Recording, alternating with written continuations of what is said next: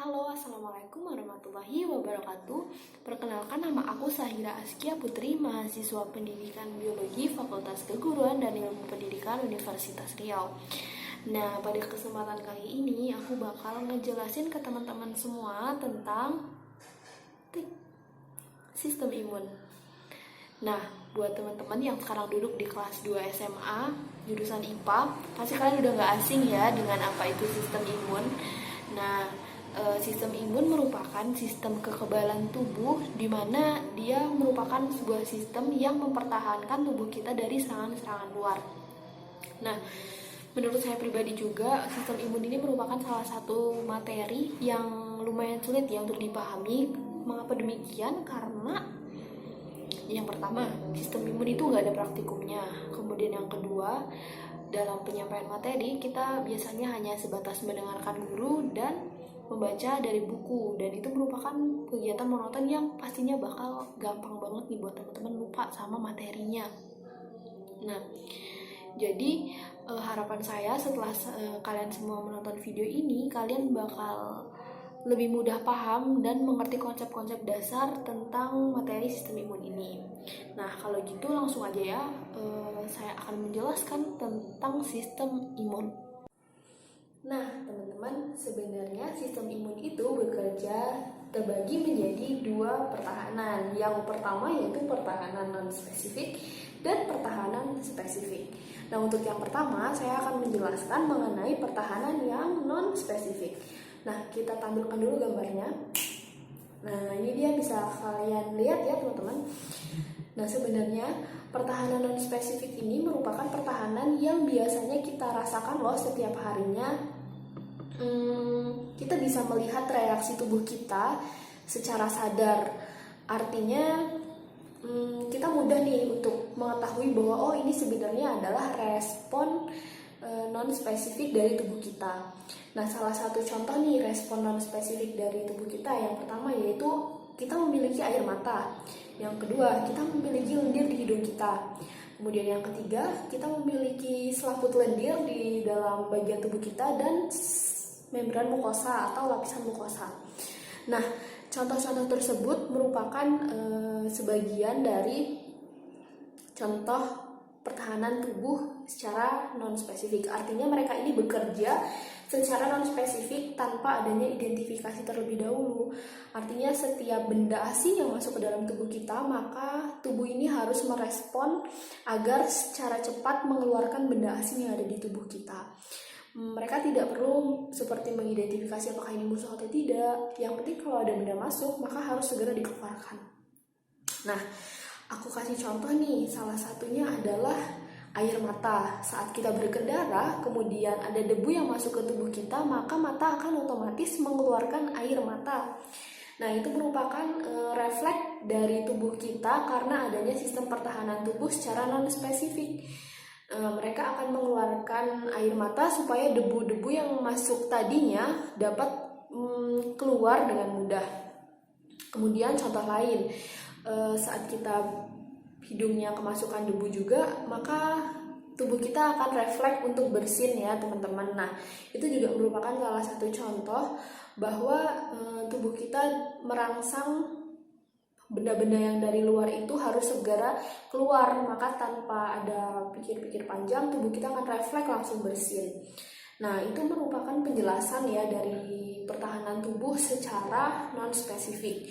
Sebenarnya mudah karena itu tuh relate dengan kehidupan kita sehari-hari dan dapat kita jumpai dalam kehidupan kita sehari-hari. Nah, sebenarnya non-spesifik ini merupakan sistem imun yang tidak terlalu rumit ya, dan dapat kita pahami dengan mudah jika kita bisa memahami konsep dasarnya. Nah, selanjutnya saya akan menjelaskan mengenai sistem imun yang bekerja secara spesifik. Nih, aku tampilin gambarnya. Nah, buat teman-teman, sebenarnya yang ini bakalan lebih rumit nih dari yang sebelumnya. Tapi tenang aja, karena pada kali ini aku bakal menggunakan media pembelajaran supaya kalian semua mudah untuk memahami materi yang aku sampaikan. Nah, pada kali ini aku akan menggunakan media pembelajaran berupa komik. Nah, nanti komiknya aku tampilin nih kayak gini ya. Nah, untuk selanjutnya, langsung aja ya saya sampaikan materi ini dengan media menggunakan komik. Langsung aja kalian simak videonya. Nah, teman-teman, jadi dapat kita lihat ini merupakan komik yang bercerita tentang mekanisme sistem imun yang bekerja secara spesifik. Nah, jadi di sini ada beberapa karakter yang nantinya bakal menjadi pemeran di komik yang telah saya buat ini. Nah, untuk setiap karakternya masing-masing akan saya jelaskan. Yang pertama, bulatan yang berwarna biru ini merupakan sel B. Nah, mengapa dia dinamakan sel B? Karena sel B ini matangnya berasal dari bone marrow, makanya dia disebut sebagai sel B. Nah, sedangkan yang warna hijau ini teman-teman, ini merupakan bakteri, virus ataupun bisa antigen yang masuk ke dalam tubuh kita, yang artinya ini menjadi penyerang ya, penyerang dari luar yang mengakibatkan tubuh kita ini menjadi bisa sakit atau apapun itu. Nah, untuk selanjutnya pemeran kedua adalah sel T. Nah, sel T yang ini adalah yang berwarna kuning ya teman-teman, yang berwarna kuning ini. Mengapa dia disebut dengan sel T? Karena dia matang di kelenjar timus dan akhirnya dia disebut sebagai sel T. Kemudian selanjutnya ada bulatan berwarna merah yang tidak menggunakan kacamata dan ada yang menggunakan kacamata. Nah, jadi sebenarnya yang tidak menggunakan kacamata ini sebenarnya masih saudaraan nih sama si sel B ini. Ini merupakan sel plasma yang berguna untuk menghasilkan antibodi yang nantinya akan membunuh si antigen dari luar itu atau virus atau bakteri. Dan selanjutnya yang berkacamata ini merupakan sel memori, yang artinya dia akan mengingat bahwa bakteri yang sudah pernah masuk ke tubuh kita itu adalah bakteri yang mana saja, yang artinya nanti tinggal mengeluarkan antigen jika dia masuk lagi ke dalam tubuh kita. Nah, selanjutnya ini masih sama ya teman-teman, ini adalah sel plasma yang nanti akan mengeluarkan antigen, dan yang segitiga ini merupakan antigen yang dihasilkan oleh sel plasma. Dan yang warna pink besar ini yang seperti monster, ini merupakan sel antibodi yang nantinya akan memfagosit atau memangsa si antigen-antigen yang telah masuk ke dalam tubuh kita. Nah, kemudian ini adalah sel memori. Nah, langsung aja nih kita ke alur ceritanya ya teman-teman. Kita mulai aja. Halo, nama aku sel B. Aku bertugas untuk memburu bakteri yang jahat. Nah, wah, sebel banget nih. Aku baru aja masuk tapi udah diidentifikasi sama sel B. Waduh, misi aku gagal nih. Nah, terus wah, akhirnya nih aku menemukan kalian, wahai bakteri-bakteri yang jahat. Kemudian sel B menemui sel T. Kemudian sel T berkata, "Halo, aku adalah sel T." Kemudian sel B meminta tolong nih kepada sel T, bahwa sel T, tolong dong bantu aku untuk mengaktifasi. Kemudian sel T berkata, "Baiklah sel B, aku akan membantumu." Jadi nanti sel T ini akan membantu mengaktifasi sel plasma dan sel memori. Gunanya supaya sel plasma dan sel memori mengetahui bahwa sebenarnya ya begitu ya teman-teman. Kemudian selanjutnya nih sel T bertemu dengan sel plasma dan sel memori. Kemudian sel T berkata, "Wahai sel plasma, bantu aku dengan menghasilkan antibodi." Nah, jadi si sel plasma ini nanti akan menghasilkan antibodi. Terus dia menjawab, "Baiklah, aku akan membantumu. Aku akan menghasilkan antibodi yang sebanyak-banyaknya." Nah, kemudian sel T berkata juga kepada sel memori, "Wahai memori sel, bantu aku untuk mengingat bahwa bakteri ini pernah menyerang kita." Kemudian sel memori berkata, "Baiklah, ingatanku sangat baik. Maka kamu tenang saja ya." Nah, selanjutnya sel plasma akan menghasilkan antibodi yang nantinya akan menyerang si bakteri-bakteri yang ada. Nah, teman-teman, aku kasih tahu nih bahwa sel antibodi ini terbentuk hanya untuk satu jenis bakteri saja. Jadi misalnya nanti ada antigen atau virus atau bakteri yang masuk, akan tetapi dia berwarna merah.